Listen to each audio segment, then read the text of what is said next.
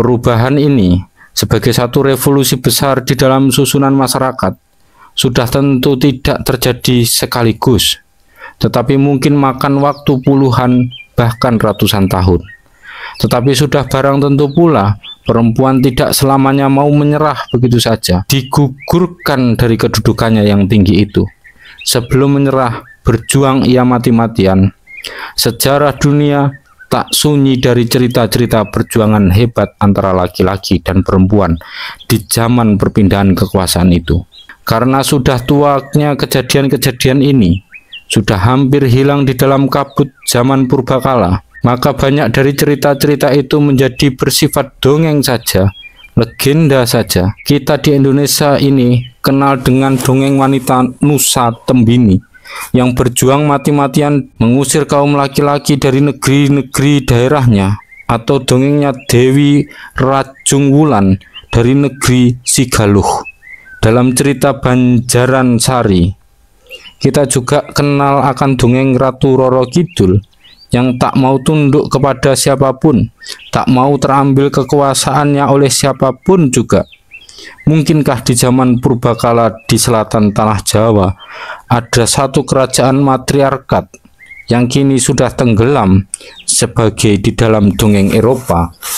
Ada pula diceritakan satu negeri tenggelam bernama Atlantis. Di negeri Eropa pun ada dongeng-dongeng perjuangan antara perempuan dan laki-laki itu. Tiap-tiap murid sekolah menengah telah pernah mendengar dari hal kaum Amazon yang berperang dengan kaum laki-laki gagah-gagah dan sigap-sigap, berkuda seperti pahlawan-pahlawan yang gagah berani, yang pedangnya menyambar-nyambar ke kanan dan ke kiri seperti kilat.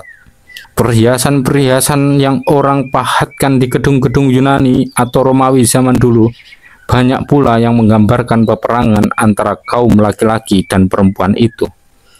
Tapi kecuali di beberapa tempat, hampir di mana-mana di dalam perjuangan ini kaum perempuan terpaksa kalah dan takluk.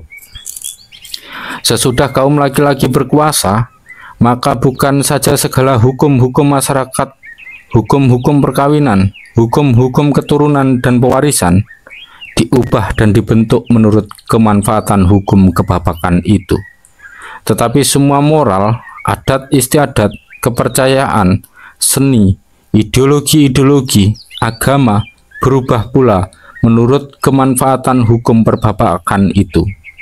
Agama-agama penyembah alam yang dahulu terdesak oleh agama-agama baru yang semuanya merendahkan derajat perempuan. Cerita Yahudi tua tentang pembuatan Siti Hawa bukan menurut gambaran Tuhan, tetapi dari tulang rusuk Adam. Quran tidak mengatakan begitu, mesti setengah kaum mengatakannya, tetapi dibantah oleh kaum muda.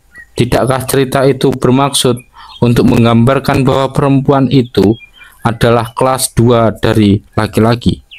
Dan bukankah orang mengatakan pula bahwa Hawalah dia perempuan yang menjadi sebabnya Adam terusir dari surga? Bukankah oleh karena itu perempuan lantas dikatakan makhluk dosa dan makhluk tak suci? Di agama Yunani pun digambarkan salahnya aturan mengambil keturunan dari garis ibu itu dengan perkataan dewa Apollo yang berbunyi, bukan ibu yang membuat anak, dia hanyalah menjaga benih yang ditanamkan kepadanya oleh orang laki-laki. Orang juga dapat menjadi bapak dengan tidak beristri.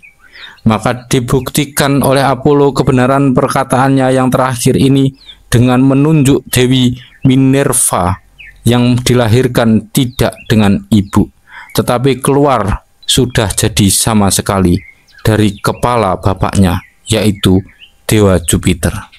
Demikian pula di dalam agama Hindu tua, perempuan direndahkan.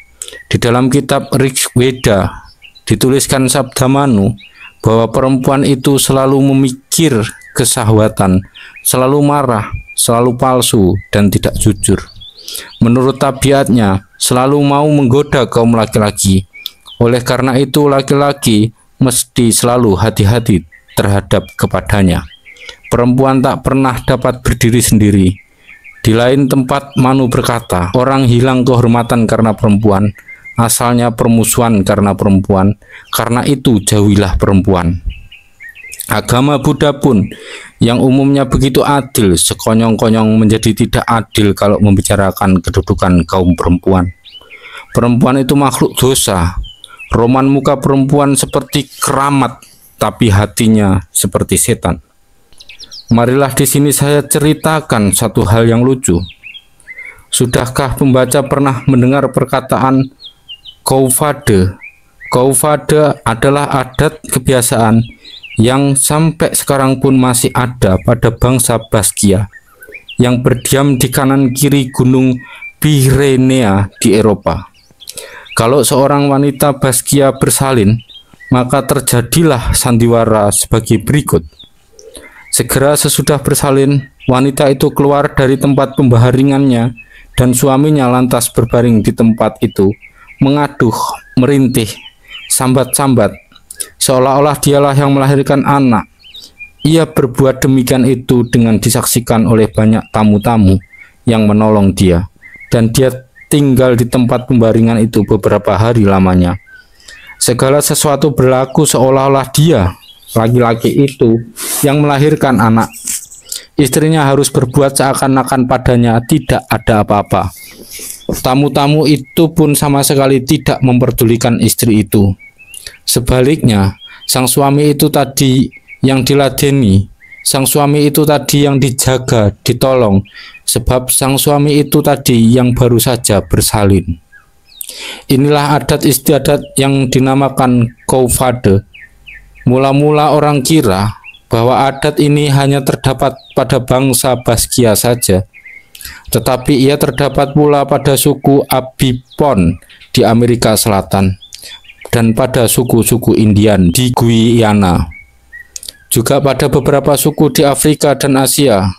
Marco Polo menjumpai di Yunan, Apollonius di tepi Lautan Hitam, Plutarchus di Pulau Cyprus. Kaufade ternyata satu adat yang dulu tersebar di mana-mana. Apa arti Kaufade itu? Lihatlah, demikian munafiknya laki-laki, wanita yang mengandung, wanita yang melahirkan bayi, wanita yang sakit, tetapi ia harus disulap hilang. Dia laki-laki, dia yang bersalin, dia yang mengadakan anak, dia yang kuasa, dia yang berhak. Sungguh menggelikan. Tentang Kaufade ini, maka Paul Lafargue menulis dalam kitabnya tentang hukum peribuan. Manusia, makhluk yang paling kejam dan paling edan antara segala hewan, seringkali membungkus keadaan-keadaan masyarakat yang penting dengan adat-adat kebiasaan yang paling menggelikan. Kaufade adalah salah satu tipuan yang dijalankan oleh laki-laki untuk mengusir wanita dari kedudukannya dan miliknya. Fiil bersalin adalah tadinya tanda hak lebih daripada wanita dalam famili, tetapi laki-laki telah menirukan fiil ini dengan cara yang amat menggelikan untuk meyakinkan dirinya sendiri bahwa dari dialah bayi itu mendapat hidupnya. Dari dia, wanita tidak kuasa apa-apa, wanita sekedar alat. Begitulah kecelakaan yang menimpa Sarinah itu. Alangkah kerasnya kejatuhannya itu. Dari kedudukannya yang begitu mulia kepada kedudukan hina, yang ia nanti mesti derita beribu-ribu tahun lamanya. Tertutup, terkunci, terlantar, terabaikan sebagai benda. Terhina, tersiksa, terperas tenaganya seperti sapi. Bagi kita kaum yang sadar di zaman sekarang, kejatuhan ini kita rasakan sebagai satu kesedihan yang maha sedih, satu tragedi yang maha tragis. Tetapi ditinjau dari sudut pertumbuhan masyarakat, maka perpindahan kaum peribuan kepada kaum perbapakan itu adalah satu kemajuan yang maha besar, satu evolusi masyarakat yang maha penting. Bagi masyarakat di zaman itu, perpindahan itu adalah satu keharusan sejarah, sebab masyarakat tak dapat berkembang biak benar-benar kalau masyarakat itu terikat kepada perikatan gen dan hukum peribuan. Di situ individualitas atau kepribadian manusia orang-orang tak dapat merdeka dan leluasa, tak dapat bertumbuh dan berkembang menurut kehendaknya sendiri-sendiri, menurut hasrat sosial sendiri-sendiri. Maka oleh karena itulah tenaga-tenaga masyarakat dan tenaga-tenaga individualitas lantas memberontak kepada ikatan gen dan hukum peribuan itu, menghantam hancur perikatan-perikatan itu, menyapu bersih segala rintangan-rintangan yang menghalangi kepada perkembangan individualitas itu. Kita laki-laki mau merdeka dari asuhan ibu, kita mau merdeka mengeluarkan keringat kita buat kita sendiri dan buat anak-anak kita sendiri. Kita mau merdeka menyusun keluarga. Itulah semboyan revolusi sosial pertama yang maha hebat ini. Dan revolusi yang menjelmakan faham milik perseorangan memang berhasil. Berhasil oleh karena memang disuruh dan dibuat oleh masyarakat. Nyata masyarakat beruntung dengan merdekanya individualitas. Nyata masyarakat akan dapat merdeka berkembang dengan merdekanya individualitas itu. Nyata hukum keturunan menurut garis ibu itu adalah kurang cocok, kurang sesuai, kurang mendorong maju, kurang menjadi stimulasi kepada individualitas itu. Nyata di dalam hukum tua itu somah atau keluarga tak dapat berkembang. Somah yaitu satu-satunya benteng tempat berkembang individualitas itu.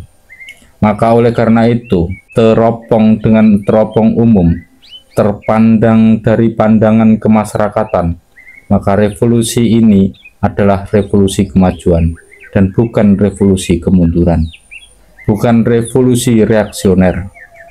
Maka benarlah kita kalau kita bersorak syukur, bersorak horas atas berhasilnya perjuangan mengganti hukum tua dengan hukum-hukum itu.